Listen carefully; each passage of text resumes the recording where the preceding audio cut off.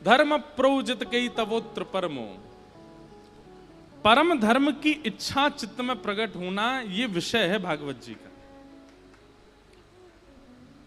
परम धर्म का मतलब क्या होता है?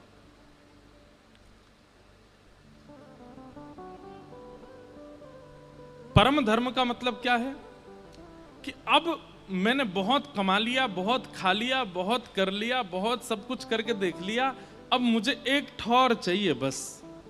एक प्रकार का ये परम धर्म है। धर्म क्या है? कमाने में निपुणता प्राप्त करना, घर परिवार को संभालने में निपुणता प्राप्त करना, बच्चों का ब्याह करना, पत्नी को संभालना, परिवार को संजोना, व्यापार भी उचित कर, ये सब धर्म के अंतर्गत आता है। पर परम धर्म का मतलब क्या है? अब इस देह का तो मैंने कल्याण कर लिया, अब आत्मा का कल्याण करना है, वो परम धर्म है।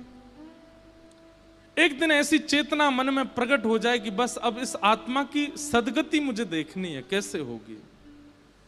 अब मुझे एक आश्रय चाहिए। आपने सुना होगा प्राचीन काल की जितनी भी राजाओं की कथा सुनाते हैं व्यास मंच, सब में क्या कहते हैं? एक उम्र आने पर राजा वन को चले गए, राजा वन में जाकर के भजन करने लगे। पर आजकल कोई वन में नहीं जाता, वन ही नहीं बचे। आजकल कोई वन में नहीं जाता। लेकिन एक बात कहें, इस कलिकाल में वन श्री वृंदावन है। आपका मन जिस दिन वृंदावन की ओर बढ़ जाए, मन जिस दिन वृंदावन के अलावा और किसी को प्रायोरिटी ना देता हो, उस दिन समझ जाना कि बस यही हमारा वनवास है, यही हमारा वन गमन है। मन में और कोई इच्छा ना आवे वृंदावन के अलावा। बंधुओं, कभी कभी अपनी भक्ति ऐसे नापा कीजिए कि आपको ठाकुर जी और दूसरी तरफ संसार की कोई वस्तु रख दी जाती हो और एक चीज चुनने को कही जाती हो, फिर अपने मन को देखा करो कहां की तरफ आकर्षित हो रहा है। जैसे एक तरफ तो ठाकुर जी का राजभोग प्रसाद है और दूसरी तरफ पिज्जा है, बर्गर है, बढ़िया बढ़िया चीजें हैं संसारी जो ठाकुर जी को भोग नहीं लगी। अब अपने मन से पूछो, एकांत में किया करो, ये सबके सामने करोगे तो सबको पता चल जाएगा। और कई बार सबके सामने तो आप आडंबर भी कर सकते हो, जबरदस्ती प्रसाद ही पकड़ोगे। पर कभी कभी अपने आप से पूछिए कि आपका मन किस तरफ जा रहा है। आप नाम जप करते हैं, रोज तिलक लगाते हैं, कथाएं सुनते हैं, कभी कभी नाप तोल के देखा तो कीजिए कि भक्ति की स्थिति पहुंची कहां अभी। बहु व्यंजन एक तरफ रख दीजिए और ठाकुर जी का प्रसाद एक तरफ रखिए और बिल्कुल बिना चीटिंग के देखो कहां की तरफ, किसकी सुगंधि की तरफ, किसके स्वरूप की तरफ जीव में पानी आ रहा है, मन जा रहा है। अगर वो संसारी वस्तु के प्रति हो रहा है तो फिर उसके बाद भजन में एक माला बढ़ा दो, थोड़ा सत्संग और बढ़ा दो। और यदि वो ठाकुर जी के प्रसाद की ओर भाग रहा है, बहु व्यंजन सामने रखें लेकिन मन में इच्छा ही प्रकट नहीं हुई, ठाकुर जी का प्रसाद प्रधान है, अब ये समझ जाओ कि हमारे गुरु की कृपा, हमारे भजन का प्रभाव, हमारी सत्संग, हमारे पुण्यों का प्रभाव, ठाकुर जी हमें प्रिय लग रहे हैं। अब प्रसन्न हो जाओ। स्थानों को रखो, एक तरफ अपॉर्चुनिटी है आपके पास कहीं विदेश जाने की और एक तरफ अपॉर्चुनिटी है फ्री समय हम वृंदावन भी जा सकते हैं। कहां जाना चाहिए? लेकिन मन में विदेश का ही आएगा। यहां बोल रहे हो आप लोग, आप विदेश जाने के लिए पहले हां करोगे, वो वहां जाना है। कभी कभी ये नाप तोल करके देखा कीजिए कि कहां की तरफ रुझान ज्यादा है, और यदि वो रुझान भगवत सेवा के प्रति, भगवत वस्तुओं के प्रति बढ़ रहा है तो इसका मतलब क्या है? आप परम धर्म के मार्ग पर अब निकल चुके हो, अब उसके प्रयास और ज्यादा कीजिए। अब ठाकुर जी ने चुन लिया है, अब इस मार्ग को और निपुणता से इस मार्ग पर आगे बढ़िए।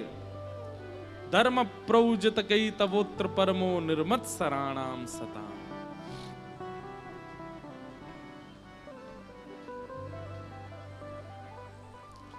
निर्मत सराणाम सता, मात्सर्य दोष खत्म हो जाए चित्त से।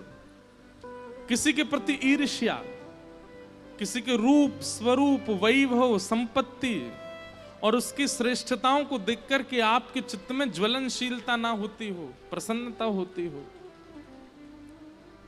समझ जाओ अब ठाकुर जी हमें स्वीकार कर रहे हैं।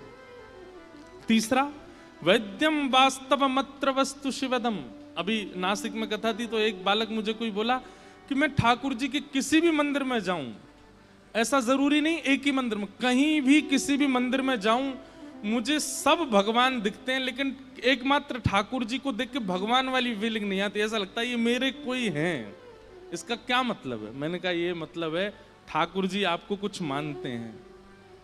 बोले मैं पंडरीनाथ जी को देखता हूँ, बोले रुक्मणी मैया को देखता हूं तो मुझे लगता है ये भगवान है। मैंने कहा भाई ऐसा मत करे, उनको भी कुछ मान ले अपना। बोले नहीं महाराज जी, हनुमान जी को देखूं, गरुण जी को देखूं, गणेश जी को देखूं, मंदिर में जिनको भी देखता हूं सबके प्रति भगवान की भावना आती, पर मुख्य ठाकुर जी वंशी वाले हों या लड्डू गोपाल हों, ये कहीं भी दिख जाते हैं दुनिया में तो ये लगता है ये मेरे हैं, ये मेरे अपने। मैंने कहा भाई देख, प्रियतमा होती है ना पत्नी, भले उसका पति बहुत बड़ा कलेक्टर बन जाए, बाकी सब लोग तो उसके सामने सल्यूट करेंगे, पर पत्नी को वो अपनी किसी भी स्थिति में चला जाए, कितना भी श्रेष्ठ बन जाए, कितना भी उचित बन जाए, वो उसको हर स्टेज पर, हर परिस्थिति में, हर स्थिति में अपना ही लगता है। संबंध है तभी तो अपना लगता है। मां को अपना बेटा कोई श्रेष्ठ व्यक्ति नहीं दिखता है, बेटा बेटा ही दिखता है। ऐसे अगर ठाकुर जी के प्रति भगवत भावना करके कोई अपनत्व की भावना आती है, उसका मतलब है ठाकुर जी भी संबंध मान चुके हैं, अब बस ढूंढो कि वो संबंध है कौन सा। हम तो ये कहते हैं भैया भारत में जितने ठाकुर जी के मंदिर है ना, इन सबको अपना परिवार ही बना लो। जैसे श्री पंडरीनाथ भगवान हैं, ये कौन है? बोले ये हमारे फूफा जी हैं। वहां की रुक्मणी मैया बुआ जी हैं। कोई पूछे कहाँ जा रहे हो? फूफा जी के घर जा रहे हैं। पंढरपुर जा रहे हैं नहीं बोलो, कहाँ जा रहे हो? बुआ जी के यहाँ जा रहे हैं अपनी। एक दो बार तो आदमी यही सोचेगा, और इतनी निपुणता से बोलो कि सामने वाले को यही लगे कि बुआ जी के यहाँ ही जा रहे हो। 5-6 बार बाद उसको पता चले कौन सी बुआ जी तुम्हारी? बोले चंद्रभागा नदी के तट पर रहती हैं, रुक्मणी मैया हमारी बुआ जी हैं, ठाकुर जी हमारे फूफा जी हैं।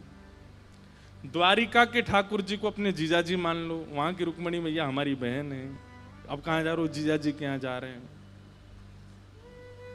जगन्नाथपुरी में ये कौन है? बोले ये हमारे चाचा जी हैं, चाचा जी से मिलने जा रहे हैं।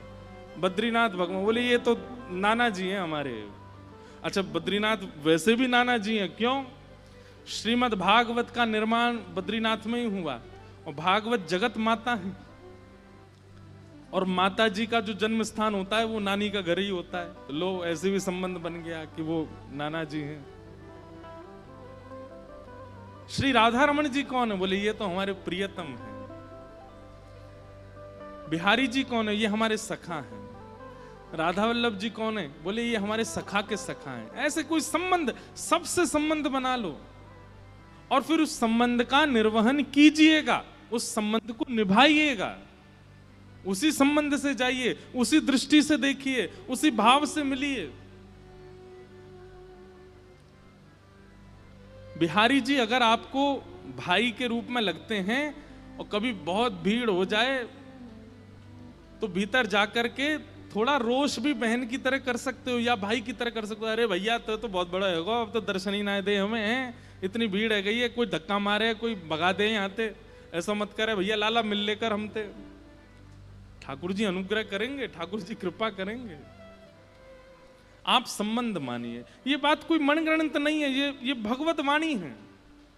वैद्यम वास्तव मत्र वस्तु शिवदम, ठाकुर जी से संबंध मानो। गोस्वामी तुलसीदास जी कहते हैं, मोहे तोहे नाते अनेक मानिए जो भावे, जो भावे वो संबंध ठाकुर जी से मानो।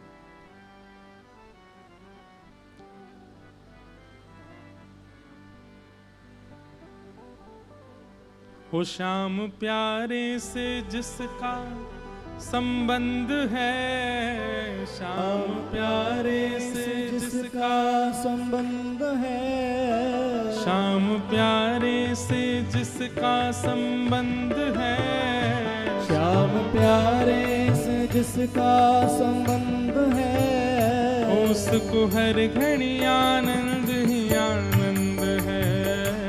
उसको हर घड़ी आनंद ही आनंद है।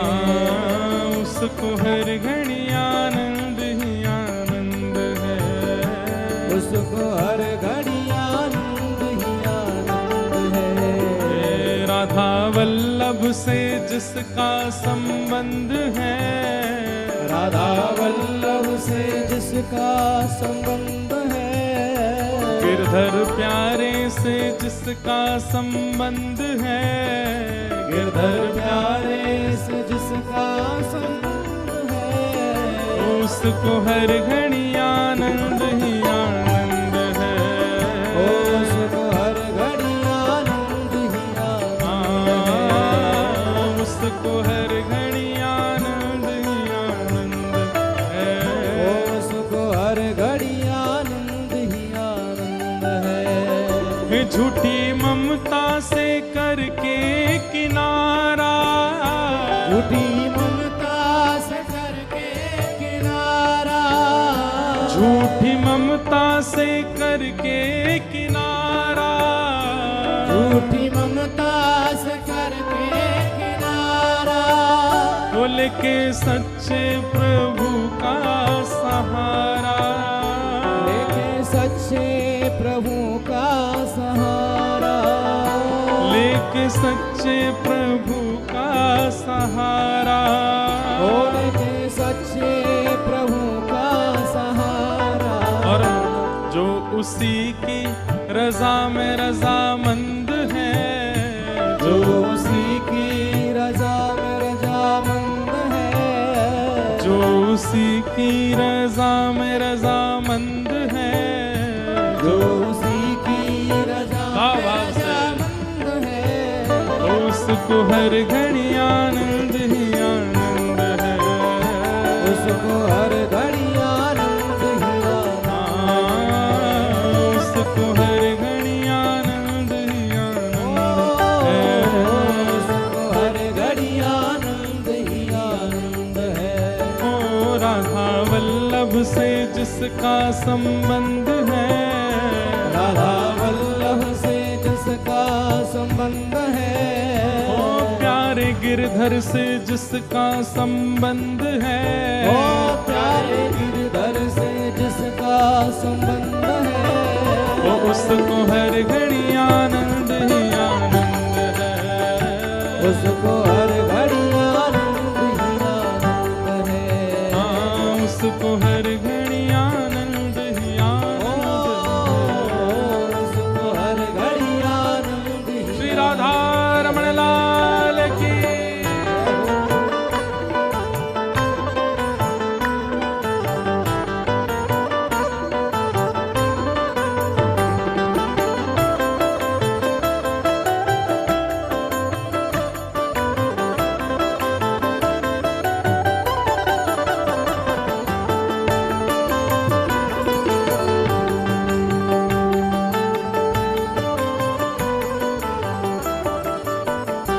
संत ऋषियों की वाणी को माने, संत ऋषियों की वाणी को माने, संत ऋषियों की वाणी को माने, संत ऋषियों की वाणी को माने, प्रेम भक्ति की महिमा को जाने, ओ प्रेम भक्ति की महिमा को जाने, ओ प्रेम भक्ति की महिमा को जाने, ओ प्रेम भक्ति की महिमा को जाने, ओ जिसको सत्संग हरदम पसंद है, जिसको सत्संग हरदम पसंद है, जिसको सत्संग हरदम पसंद है, जिसको सत्संग हरदम पसंद गाओ। है, ओ उसको हर घड़ी आनंद ही आनंद है। उसको हर घड़ी आनंद ही आनंद उसको हर घड़ी आनंद ही आनंद है, उसको हर घड़ी आनंद ही आनंद है। ओ श्याम प्यारे से जिसका संबंध है, श्याम प्यारे से जिसका संबंध है, प्यारे माधव से जिसका संबंध है, ओ प्यारे माधव से जिसका संबंध है, ओ उसको हर घड़ी आनंद ही आनंद है, उसको हर घड़ी आनंद ही आनंद है। उसको हर घड़ी आनंद ही आनंद है, उसको हर घड़ी आनंद ही आनंद। बोल वृंदावन बिहारी लाल की, वृषभानु दुलारी की।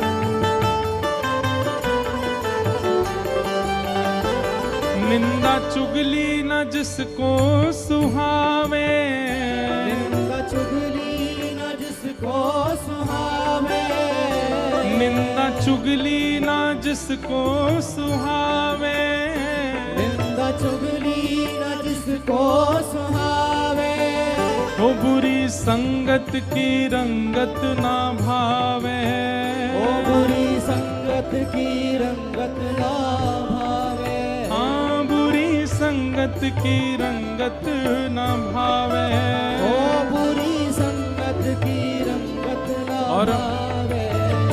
जिसके हृदय में, हाँ जिसके हृदय में, जिसके हृदय में बाल मुकुंद है, जिसके हृदय में बाल मुकुंद है, वो जिसके हृदय में बाल मुकुंद है, ओ जिसके हृदय में बाल मुकुंद है, ओ उसको हर घड़ी आनंद ही आनंद है, ओ उसको हर घड़ी आनंद ही आनंद है, हाँ उसको हर घड़ी आनंद ही आनंद है, उसको हर घड़ी आनंद ही आनंद है। ओ श्याम प्यारे से जिसका संबंध है, राम प्यारे से जिसका संबंध है, राधा वल्लभ से जिसका संबंध है, राधा वल्लभ से जिसका संबंध है, उसको हर घड़ी आनंद ही आनंद है, उसको हर घड़ी आनंद ही आनंद है, उसको हर घड़ी आनंद ही आनंद है, उसको हर घड़ी आनंद ही आनंद। राधे राधे गोविंद गोविंद राधे राधे राधे गोविंद गोविंद राधे, जय राधे राधे गोविंद गोविंद राधे, राधे राधे गोविंद गोविंद राधे, जय गोविंद राधे गोपाल राधे, जय गोविंद राधे गोपाल राधे, जय गोविंद राधे गोपाल राधे, जय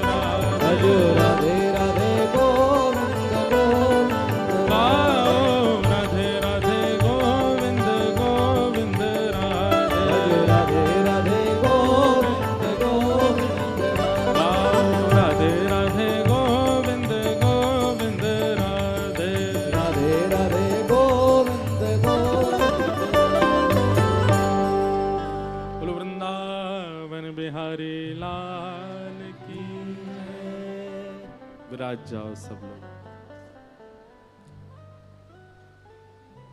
जिसके हृदय में बाल मुकुंद है, जिसके हृदय में बाल मुकुंद है, उसको हर घड़ी आनंद ही आनंद है, उसको हर घड़ी आनंद ही आनंद है, उसको हर घड़ी आनंद ही आनंद है, उसको हर घड़ी आनंद ही आनंद है। ठाकुर जी से संबंध बहुत आवश्यक है बंधु। और बात एक समझनी है कि संबंध किसी प्रयोजन से नहीं होना चाहिए। हम ठाकुर जी को भाई मान लेंगे तो हम उन पर गुस्सा कर देंगे, हम उनसे कुछ भी बोल सकते हैं, या हम भाई मान लेंगे तो फिर बहन बन जाएंगे तो फिर हम पर उनको कृपा करनी पड़ेगी, हमारे दुखों को दूर करना पड़ेगा, कष्टों से निकालना पड़ेगा। इन सब भावनाओं से संबंध नहीं, संबंध निस्वार्थ भाव से हो। भाई जहां विवाह कुछ शर्तों पर किया जाता है ना, वो विवाह उचित नहीं होता, और जहां कोई शर्त नहीं है वो विवाह उचित है। सबसे ऊंची प्रेम से, सबसे ऊंची प्रेम, प्रेम के वश अर्जुन रथ, हाँ क्यों प्रेम के वश। ठाकुर जी ने रथ चलाने के पीछे कुछ मांगा अर्जुन से, या कोई कामना थी ठाकुर जी की, या कोई अभिलाषा थी? कुछ नहीं। भूल गए ठकुराई सबसे ऊंची प्रेम। अच्छा, आज हम एक बात बोल रहे हैं, लिख लीजिएगा कहीं। ठाकुर जी को नापसंद 3 लक्षण हैं, अगर वो मानव के अंदर हैं तो ठाकुर जी से आप बहुत दूर हो। ठाकुर जी को बिल्कुल पसंद नहीं है 3 लक्षण। सबसे पहला ईर्ष्या। आप क्रोधी हो ठाकुर जी को भा जाओगे। कितने क्रोधियों को मिले हैं भगवान। आप लोभी हो तो भी ठाकुर जी को भा जाओगे। आप मोही हो तो भी ठाकुर जी को भा जाओगे, लेकिन ईर्ष्यालु हो ठाकुर जी को प्रिय नहीं लगोगे। तो सबसे पहला लक्षण, अगर ये 3 लक्षणों में से एक भी हमारे अंदर है, प्रयास कीजिए बाकी लक्षणों को धरे रहने दो कोने, इन 3 पर काम करो। सबसे पहला ईर्ष्या। ईर्ष्या चित्त में नहीं होनी चाहिए, और अगर ईर्ष्या है तो उस ईर्ष्या के लिए भजन करो। भगवत प्राप्ति के लिए बाद में भजन करेंगे, पहले खुद को बना तो लें योग्य। ईर्ष्या। दूसरा लक्षण स्वार्थ। ठाकुर जी के पास जब जाते हैं तब स्वार्थ से ही जाते हैं, बिना स्वार्थ के तो उनका नाम ही याद नहीं आता है। आज तक जितनी भी बार हम स्वार्थ से गए ना, उनका भी प्रायश्चित करना चाहिए हमको। अब हम कहां तक कहें, देखो व्यक्तिगत आप हमसे मिलोगे तो हम यही कहेंगे, भैया आप कहोगे हमारे घर में कोई बीमार है, हम कहेंगे ठाकुर जी से प्रार्थना करो सब मंगल होगा। लेकिन मंच से कह सकते हैं। कितने ऐसे महापुरुष हुए हैं हमारे भारत में, उनके परिवार में ऐसा कोई असाध्य रोग हो गया तब भी ठाकुर जी से नहीं कहा। एक द्वारिका के भक्त थे, नाम मुझे याद नहीं आ रहा। सुदामा जी जैसी स्थिति थी उनकी, भोजन के लिए उनके पास में घर में अन्न नहीं था। पत्नी बोली, द्वारिकाधीश से प्रार्थना करते हैं ना कि हमें अन्न प्रदान करें। तो वो अपनी पत्नी को उपदेश देते हुए क्या बोले, बोले देवी एक बात बताओ, जिसने हमको जीवन भर दिया हो, कभी कभी ऐसा मन में भाव आता ना कि ये पहले ही इतना दे चुके हैं इनको, और हम मांग करके क्यों अपना स्वरूप बिगाड़ें। उन पत्नी बोली, क्या दिया ठाकुर जी ने हमको? कुछ भी तो नहीं। अच्छा तो तुम देख कैसे पाती हो? आंख किसने दी तुमको? बोले ठाकुर जी ने दी। तुम सुन कैसे पाती हो? कान किसने दिए? बोले ठाकुर जी ने दिए। तुम चल कैसे पाती हो? पैर किसने दिए? ठाकुर जी ने दिए। तुम सोच कैसे पाती हो? बुद्धि किसने दी? नाक कैसे, श्वास कैसे ले पाती हो? अरे तुम्हारे पास जो कुछ भी है तुमने अपने आप बनाया, सब ठाकुर जी ने दिया। जब सब कुछ ठाकुर जी ने दिया, जीवन पूरा ठाकुर जी ने दिया, हर दिन हम जीवित हैं, मतलब एक एक दिन हमको ठाकुर जी ने दिया, तो हम फिर ये अन्न के लिए भी उनको क्यों भजें? ठाकुर जी कृपा करेंगे तो मिल जाएगा, और अगर हमारे भाग्य में नहीं होगा, हम श्रम करेंगे, परिश्रम करेंगे, पर ठाकुर जी का भजन अन्न मिले इसलिए तो बिल्कुल नहीं करेंगे। समझ में आई बात? स्वार्थ के लिए कभी भजन नहीं।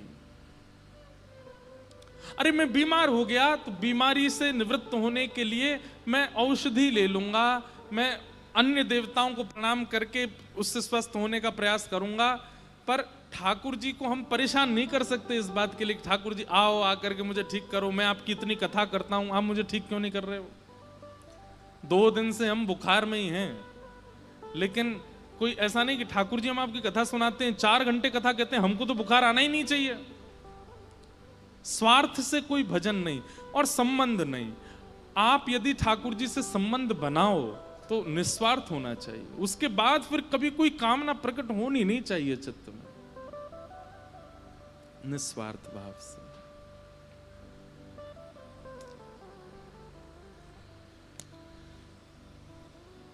वैद्यम वास्तवमत्र वस्तु शिवदम, ठाकुर जी से संबंध बनाओ। तापत्रयोन्मूलनम, श्रीमद् भागवत जी क्या करती हैं? तीनों प्रकार के तापों का उन्मूलन कर देती है। मतलब ताप तो आते हैं पर उन तापों का प्रभाव इतना नहीं होता जीवन पर। संसार में तो ऐसे ऐसे लोग हैं कि अगर सब्जी में नमक कम पड़ जाए तो वो भोजन नहीं करते, इतना ज्यादा ताप संताप सताने वाले लोग भी हैं संसार में। श्रीमद्भागवते महामुनि कृते किंबा परैरीश्वरः सद्यो हृदयवरुध्यते त्रिकृत भी शुश्रूषुभिस्तक्षण। हम 3 लक्षण बता रहे थे, 2 ही बताए, तीसरा रह गया। याद दिलाया करो, कभी ऐसी कोई बात हुआ करे तो हमें अपने आप ही याद आई। तो पहला लक्षण क्या बताया था? ईर्ष्या। दूसरा लक्षण क्या बताया था? स्वार्थ से संबंध। और तीसरा लक्षण है भगवत जनों का अपराध। ये 3 लक्षण ऐसे हैं जिससे कभी ठाकुर जी प्रसन्न नहीं हो सकते। इन 3 लक्षणों से युक्त व्यक्ति वो चाहे जो कर ले दुनिया के काम, ठाकुर जी उससे खुश नहीं हो सकते। ईर्ष्यालु व्यक्ति, स्वार्थी व्यक्ति और भगवत जनों के प्रति दोष बुद्धि रखने वाला व्यक्ति। रैदास जी का नाम सुना आपने? उनका एक बहुत सुंदर पद है,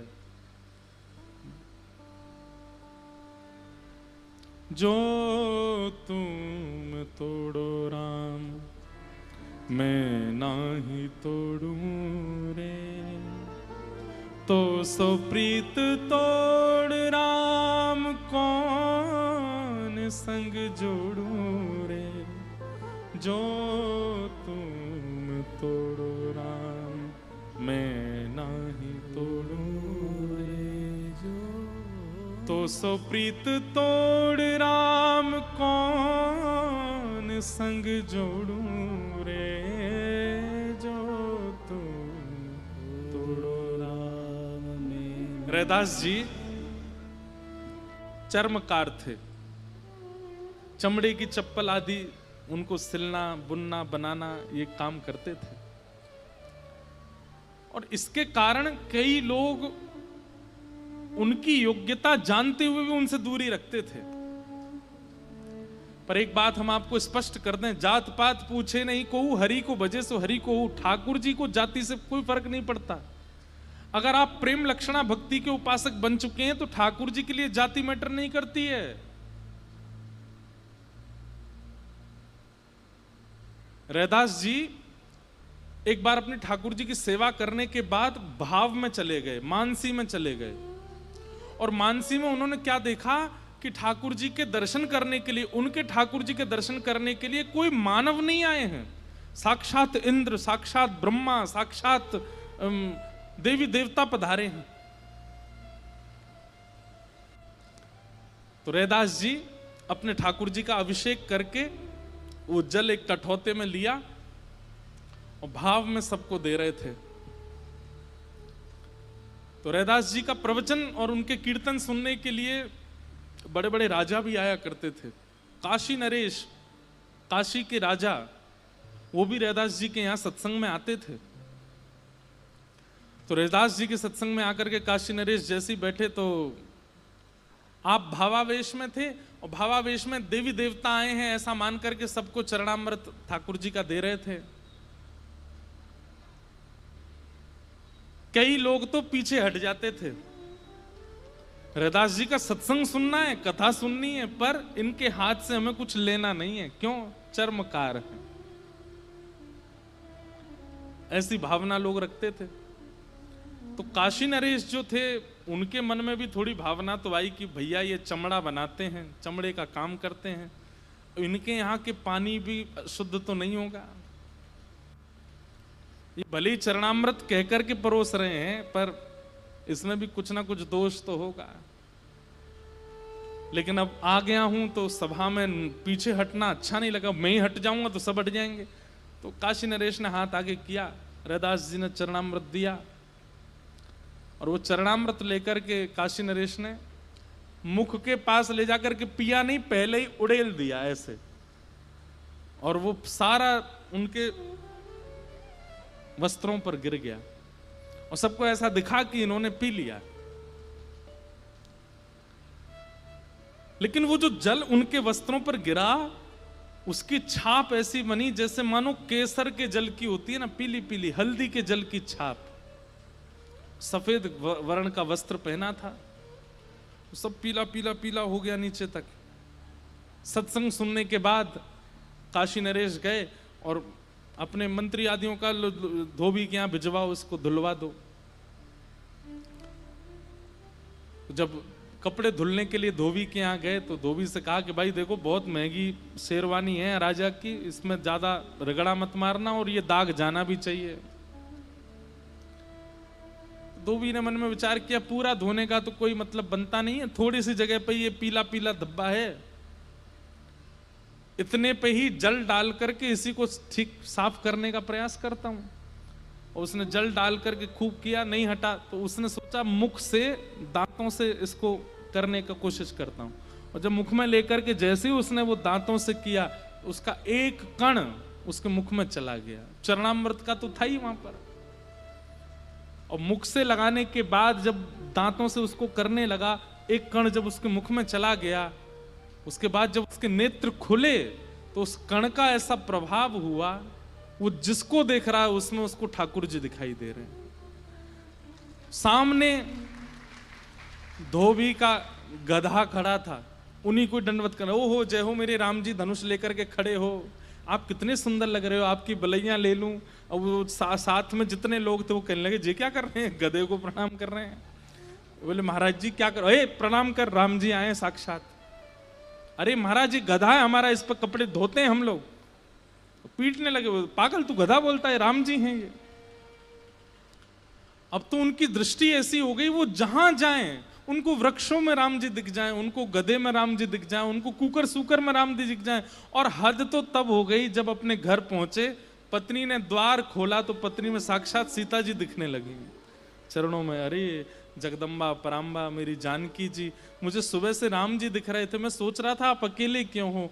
देवी आप दिख गई मुझको, आपके चरण धोऊंगा। जबरदस्ती पत्नी को बिठा करके नीचे पात्र रख दिया चरणों में, और चरण धो करके पत्नी रोकती जा रही है, नहीं नहीं मैं जानता हूं मां आप मुझे सेवा नहीं करने दोगी, पर मैं तो आपके चरण के धो करके जल पीऊंगा। पत्नी सोचने लगी हो क्या गया है इनको। जबरदस्ती पत्नी के चरणामृत निकाल के पी गए और पूरे घर में छिड़काव कर दिया। पत्नी आश्चर्यचकित है, ये हुआ क्या है इनको। बिस्तर पर नहीं सो रहे हैं, बाहर सो रहे हैं। आप पराम्बा हैं, आप साक्षात जानकी जी हैं, मैं आपके साथ कैसे रह सकता हूं, आप मेरी कुटिया में क्यों हैं, आपको तो राजभवन में रहना चाहिए। पत्नी बोली ये पागल हो गए क्या, ये हुआ क्या है इनको। पत्नी ने जाकर के उनके सब जो साथ में काम करते थे उनसे पूछा, बोले कैसे, बोले पता नहीं सुबह राजा की एक वो आई थी वस्त्र, उस वस्त्र को बस मुख से कर रहे थे, उसके बाद से पता नहीं क्या हो गया, गधे को प्रणाम कर रहे थे, रास्ते में कुकर मिला उसको प्रणाम कर रहे थे।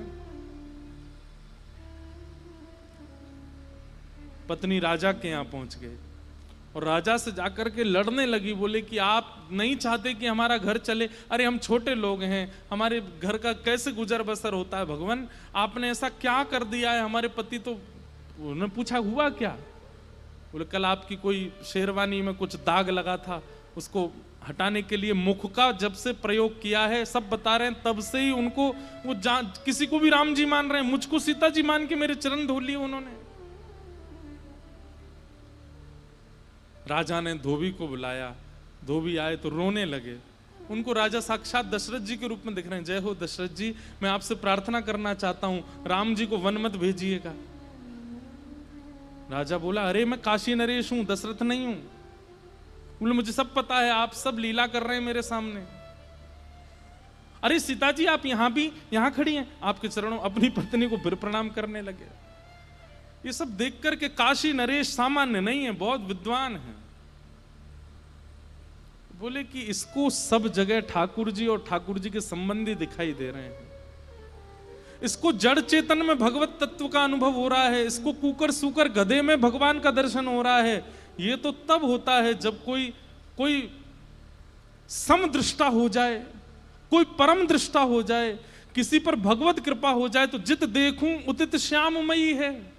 ये स्थिति तो तब आती है जब किसी महापुरुष की कृपा हो जाए। समझ गए, बोले जिस चरणामृत का मैंने अनादर किया, उस चरणामृत की एक कणिका इसके मुख में चली गई और उससे ये कृपा हुई। दौड़े दौड़े गए तुरंत रैदास जी के पास और चरणों में जाकर के प्रणाम किया। बोले भगवान मुझसे एक अपराध बन गया है आपके प्रति, उसके लिए क्षमा कर दो। अपराध बताया नहीं, बस इतना कहा कि मुझसे एक अपराध बन गया आपके चरणों में, उसके लिए क्षमा कर दीजिए। कान पकड़ता हूं और हाथ आगे करके बोले चरणामृत दे दीजिए। रैदास जी मंद मुस्का करके बोले, आप तो महाराजा हैं, आप तो चांदी के पात्र में, सोने के पात्र में, रत्नों के पात्रों में रखे हुए जल का पान करते हैं। मेरे कठौते के पात्र में क्या पता चमड़ा गिर गया हो और उसको पान करने से कहीं आप अपने पद से भ्रष्ट हो गए। नहीं नहीं, मैं अपने यहाँ का जल नहीं पिलाऊंगा। काशी नरेश के नेत्र सजल हो गए, बोले नाथ आप सब जानते, आपको सब पता। चरणों में गिर गए, बोले मुझसे अपराध हो गया। रैदास जी ने सिर पर हाथ रख करके कहा, मुख से किसी के हरि अगर निकला है ना, तो वो स्वपाकी भी क्यों ना हो, उसके प्रति भी दोष दृष्टि मत रखना। वो भले ही दोष युक्त है, उसका निर्णय ठाकुर जी करेंगे, पर तुम दोष मत देखना।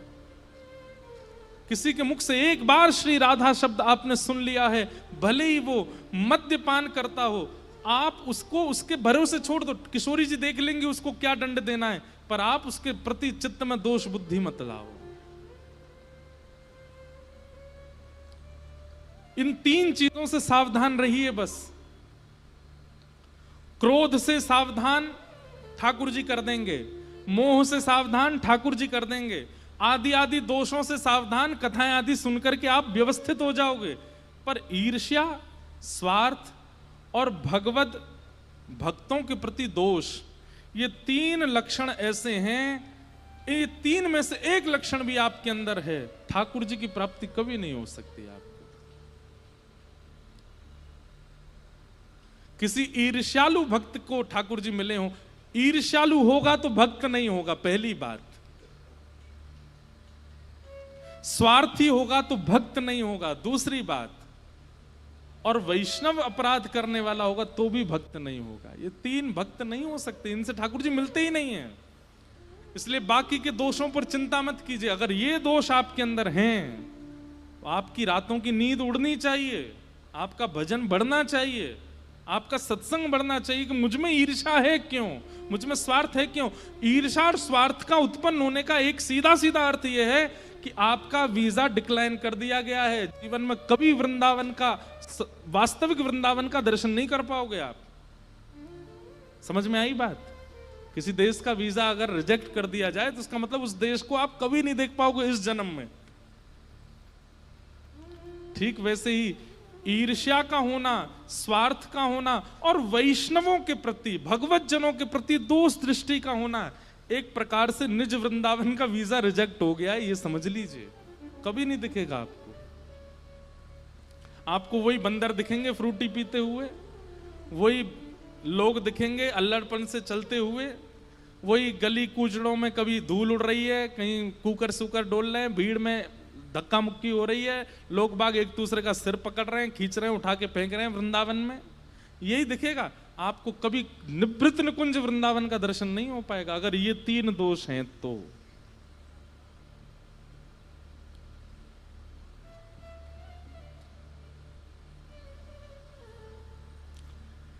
इसलिए भाई भगवत प्राप्ति के लिए भजन बाद में कीजिएगा, पहले स्वयं को सुधारने के लिए कर लीजिए।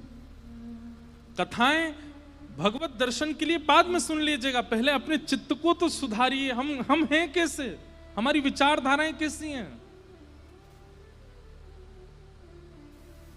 कभी सोच करके घृणा नहीं आती, हम क्या क्या सोच लेते हैं, कहां कहां तक पहुंच जाते हैं, क्या क्या खा लेते हैं, और फिर कथा सुनते हैं किशोरी जी मिलेंगे, कभी नहीं। इसलिए श्रीमद् भागवते महामुनि कृते किंबा परिरीश्वर सद्यो हृदयवरुध्य चित्रकृतभिः शुश्रूषुभे तत्क्षणात्। भागवत में बहुत सामर्थ्य है। श्रीमद् भागवत की कथा में इतनी सामर्थ्य, केवल शब्द से चिकित्सा होती है श्रोताओं की, केवल शब्द से।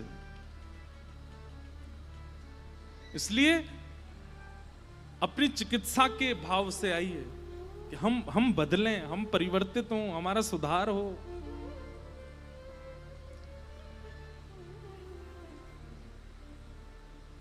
निगम कल्प तरोर गलितम फलम सुखमुखादमृतद्रव संयुतम पिबत भागवतम रसमालयम मुहुर्हो रसिका भुवि भावुका। भागवत की कथा को खूब पियो। पीने का मतलब क्या है? पी हुई वस्तु तुरंत दिखने लगती है, पी हुई वस्तु का असर तुरंत होता है। जल पान किया तो तुरंत शीतलता आ जाती है, विष पान करते ही तुरंत नीले पड़ जाते हैं, अमृत पान करते ही अमर हो जाते हैं, मदिरा पान करते ही तुरंत नशा होने लगता है, औषधि पान करते ही रोग समाप्त होने लगता है। मतलब पी हुई वस्तु तुरंत असर दिखाती है। कथा सुन के नहीं, पी करके बैठिए ताकि असर तुरंत दिखे।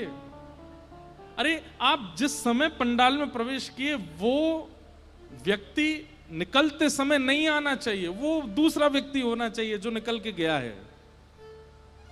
एक दिन, एक घंटे में भी परिवर्तन किया जा सकता है, एक शब्द से परिवर्तन हुआ जा सकता है, पर उस भावना से बैठे कोई। चारों वेदों को निचोड़ करके पिलाया जा रहा है भागवत के रूप में। निगम कल्प तरोर गलितम फलम, वेद रूपी कल्प वृक्ष का पका हुआ फल है श्रीमद् भागवत। और सुख मुखाद अमृत द्रव संयुतम, सुखदेव जी के मुख लग जाने से अमृत तुल्य हो गया है।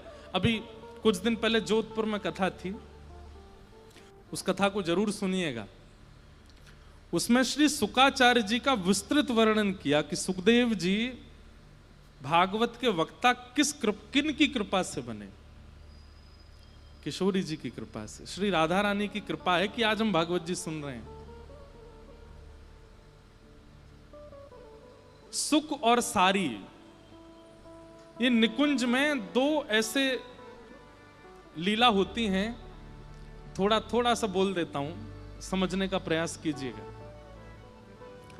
ठाकुर जी जब निकुंज में होते हैं ना, तो किशोरी जी और ठाकुर जी कई बार बहुत थके होते हैं तो कहीं जाते नहीं हैं, बस अपने सुंदर आसन पर बैठ जाते हैं और फिर सखियों से कहते हैं आप लोग ही लीला कर करके हमको आनंदित कराओ।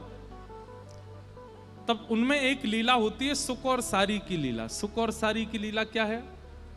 सुख जो है ये ठाकुर जी के पक्ष का होता है और सारी जो है ये किशोरी जी के पक्ष की होती है, और इनमें आपस में फिर डिबेट होती है।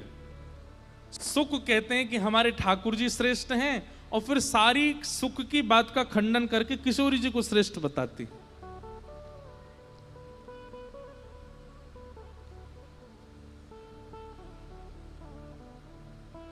जैसे सुख कहेगा हमारो लाला तो ऐसो फल है जामे ना तो छिलका है और ना गुठली है, रस ही रस है। समझ रहे हैं बात को?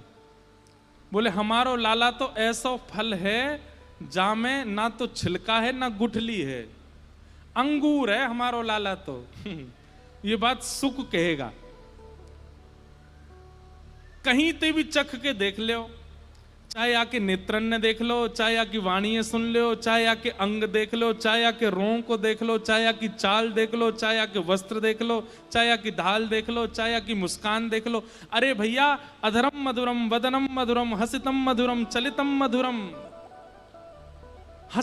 वमितम मधुरम समितम मधुरम मधुराधिपते अखिलम मधुरम। हमारे लाला में तो सब मधुर ही मधुर है।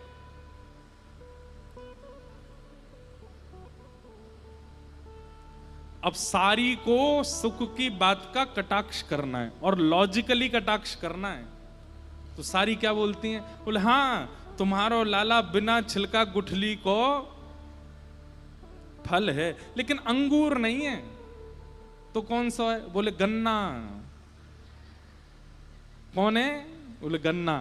बोले गन्ना काहे को? बोले गन्ना के छिलका में भी रस होवे और गुठली वहां में होवे ही ना है, लेकिन गन्ना को स्वरूप दारी के जब तक निचोड़ो नहीं तब तक रस निकले ना वहां में थे। अब जैसे आपने ताली बजाई ऐसे किशोरी जी ताली बजाती, वाह वाह वाह वाह, ये कितना अच्छा कटाक्ष किया। फिर ठाकुर जी कहते हैं हे सुख हम हार रहे हैं, जिता भैया। फिर सुख एक नई बात लेकर के आता है और फिर सारी उसका फिर कटाक्ष करती। बहुत अच्छा संवाद है, उस कथा में हमने विस्तार से बताया है। एक घड़ी ऐसी आती है कि सुख भगवान की रूप माधुरी का वर्णन करने लगता है, और रूप माधुरी का वर्णन करते करते करते करते करते करते करते उसके मुख से ठाकुर जी बगल में बैठे हैं, पर ठाकुर जी की रूप माधुरी का वर्णन सुनकर के किशोरी जी मोहित हो जाती हैं। जबकि ठाकुर जी बगल में ही बैठे हैं, लेकिन उसके मुख से सुनने में जो सुख मिल रहा है वो किशोरी जी को देखने में नहीं मिल रहा है। जब वो सभा पूरी हो गई तो किशोरी जी ने अपनी एक सखी को बुलाया, सुदेवी, और सुदेवी से कहा कि आज जो सुख बोल रहा था जरा उसको मेरे पास लेके आना। और किशोरी जी उसको अपने निकुंज में ले गई और निकुंज में जाकर के उसको बैठा दिया। बोले आज तुम कैसा वर्णन कर रहे थे ठाकुर जी के रूप का?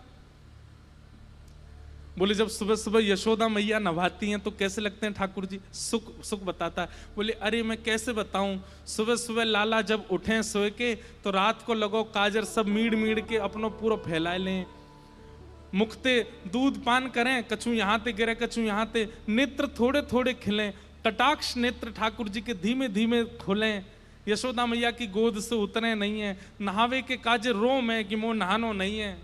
और तब यशोदा मैया जबरदस्ती लाला को कटकाछनी पहना दे, ठाकुर जी के हाथ ऐसे गदमदरासे हैं, ठाकुर जी को पेट ऐसा है, और जैसे ही यशोदा मैया जल डालती हैं तो ठाकुर जी के रोंगटे खड़े हो जाते हैं और ठाकुर जी मचल जाते हैं, यशोदा मैया से गले लग जाते हैं, मैया जल बहुत सीरो है या कुने तातो कर दे।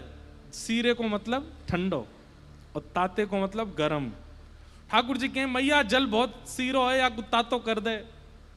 फिर यशोदा मैया जल ताता करती हैं, फिर ताते जल को छू छू करके ठाकुर अब भी सीरो या तातो कर दे, और ताता हो जाता है। फिर जैसे ही यशोदा मैया डालती हैं तो अरे मैया तेने तुम्हें जराए दियो, इतनो तातो है गो, लाला तेरो नावे को मन नहीं है। और ये सब चर्चाएं सुन के किशोरी जी इतनी प्रसन्न हो रही हैं,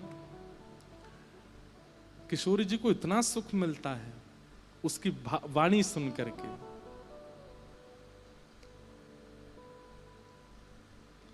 अब तो किशोरी जी कभी निकुंज में जाती हैं, कभी वन में जाती हैं, कभी कक्ष में बैठी होती हैं, कहीं भी वो सुख साथ ही रहता है। इसलिए कई स्वरूपों में आपने देखा होगा किशोरी जी के कभी कंधे पर सुख बैठा है, कई कई घरों में सेवा में भी जैसे किशोरी जी की ऐसी मुद्रा है तो यहाँ पे एक सुख बैठा देते हैं। क्यों? ठाकुर जी का गुणानुवाद सुनाता है किशोरी जी को, और किशोरी जी को इतना भाता है, उसके भाव इतने प्रिय लगते हैं किशोरी जी को। तब किशोरी जी कहती हैं कि इस भाव से कितने रसिकों का कल्याण होगा। हे सुख, तुम पृथ्वी पर जाओ और पृथ्वी पर जाकर के ठाकुर जी के यश का गुणगान करके आओ। तब वही किशोरी जी का सुख पृथ्वी पर श्री सुखदेव जी महाराज के रूप में प्रकट हुए और श्रीमद् भागवत की कथा को जन जन तक पहुंचाया। भैया, या व्यासपीठ पे बैठवे वारो वक्ता भी किशोरी जी की कृपा होएगी तो ही बोल सके, नहीं तो बोल नहीं सके। और बोल तो देखो, बोल तो कोई भी सके, लेकिन वाके बोलवे ते परिवर्तन तब ही होएगा जब किशोरी जी की कृपा होएगी। हमारी किशोरी जी की कृपा से सुख प्रादुर्भाव होता है और ऐसे श्री सुकाचार्य जी महाराज प्रकट हुए। इसीलिए कहा गया सुख मुखाद अमृत द्रव संयुतम। श्रीमद् भागवत की कथा रस युक्त है, पर सुखदेव जी के मुख से निर्झरित होने के बाद अमृत के समान हो गई है। क्यों? क्योंकि ये सुखदेव जी हमारी किशोरी जी के द्वारा भेजे गए हैं, किशोरी जी के कृपा पात्र हैं। बैठी रहूं कुंजन के कोने, बैठी रहूं कुंजन के कोने, श्याम राधिका गाऊं,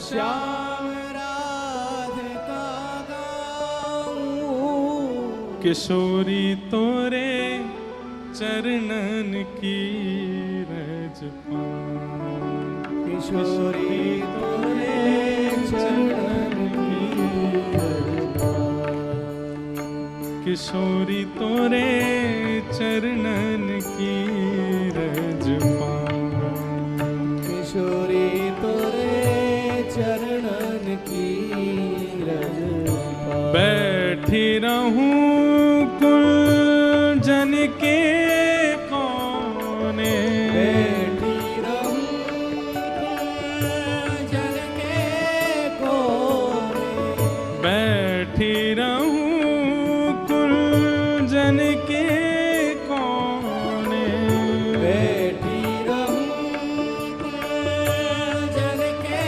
कोने, श्याम राधिका गाऊं, श्याम राधिका गाऊं, किशोरी तोरे चरणन की रज पाऊं, किशोरी तोरे चरणन की रज पाऊं, श्री राधे तोरे चरणन की रज पाऊं, श्री राधा तोरे चरणन की रज पाऊं। जारज को ब्रह्मादिक तरसत, जारज को ब्रह्मादिक तरसत, जारज को ब्रह्मादिक तरसत, जारज को ब्रह्मादिक तरसत, सूरज शीश चढ़ाऊं, सूरज शीस चढ़ाऊं, सूरज शीश चढ़ाऊं, सूरज शीस चढ़ाऊं। हमारे सप्तनिधियों के पद में जो छठवें ठाकुर हैं जुगल किशोर, उनको जिन्होंने प्रकट किया, क्या नाम है बताओ?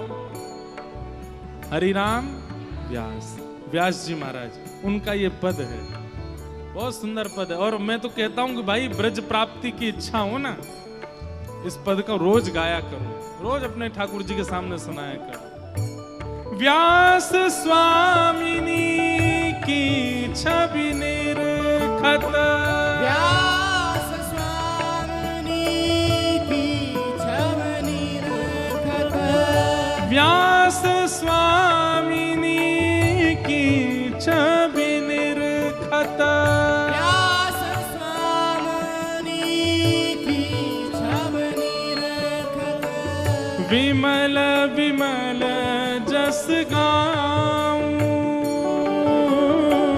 विमल विमल जस गाऊं, विमल विमल यश गाऊं, विमल विमल जस गाऊं, किशोरी तोरे चरणन की रज पाऊं, किशोरी तोरे चरणन की रज पाऊं, श्री राधे तोरे चरणन की रज पाऊं, श्री राधे तोरे चरणन की रज श्री श्यामा तोरे चरणन की रज पाऊं, मेरे श्यामा तोरे चरणन की रज पाऊं, श्री राधे तोरे चरणन की रज पाऊं, श्री राधे तोरे चरणन की रज पाऊं। सुख मुखादमृत द्रव संयुतम। तो भागवत जी भी आज हम सब के मध्य में जो सुकाचार्य जी के रूप से प्रकट हुई हैं, वो भी किशोरी जी की कृपा है, किशोरी जी की कृपा से। और भागवत जी को सुनना नहीं है, पीना है। वो परिवर्तन 9 बजे कथा विश्राम पर परिवर्तन आना चाहिए, तब कथा सुनने की योग्यता है। नहीं तो इतना धन का खर्चा, इतना सब व्यवस्थाओं का कोई औचित्य नहीं है। वो परिवर्तन दिखना चाहिए आपके भीतर, और परिवर्तन नहीं भी आया तो परिवर्तन करने का संकल्प होना चाहिए कि अब ये परिवर्तन, अब ये बदलाव अपने जीवन में करना है। इस प्रकार भागवत जी का मंगलाचरण कहा गया। अब सौनकादि ऋषियों ने 88,000 ऋषियों ने सूत जी से 6 प्रश्न किए। किम श्रेय शास्त्र सारः क स्व अवतार प्रयोजनम, किम कर्म के अवतारश्च धर्म कम शरणम गतः। और इन 6 प्रश्नों में ही अब भागवत की कथा है। सबसे पहला प्रश्न कौन सा है? किम श्रेय, ठाकुर जी के अवतार का श्रेय किसको जाता है? ठाकुर जी किसके लिए आते हैं इस धराधाम पर? अपने भक्तों के लिए आते हैं कि राक्षसों के वध के लिए आते हैं? कहीं ना कहीं लोगों के मन में ये भ्रांति होती है कि रावण का इतना ज्यादा अतिक्रमण हो गया था इसलिए राम जी को आना पड़ा।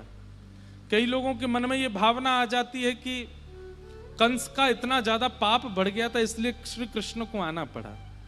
नहीं भाई, ठाकुर जी अगर नहीं चाहे ना तो कंस और कृष्ण, कंस और रावण ये जन्म ही नहीं लेंगे। पर वैष्णव भक्त का जो मन होता है ना, वो ठाकुर जी के द्वारा निर्मित नहीं होता, वो अपने आप अपने प्रेम भाव से निर्माण करता। देखो बहुत अच्छी बात समझ में आ रही है, सुनिएगा ध्यान से। राक्षस कौन? जिसके मन का निर्माण संसार की माया करती है, वो राक्षस है। राक्षस कौन? जो संसार के भोगों के प्रति सदा संलिप्त रहता है और भोग भोगना ही उसकी पहली उम्मीद होती है। और भोग भोगने की इच्छा उसके चित्त में आती कहां से है? संसार की माया से। लेकिन भक्त के चित्त का निर्माण कौन करता है? कोई जन्म से ही भक्त नहीं हो जाता, मातृ गर्भ से ही बिल्कुल भक्त बनकर के प्रकट नहीं होता।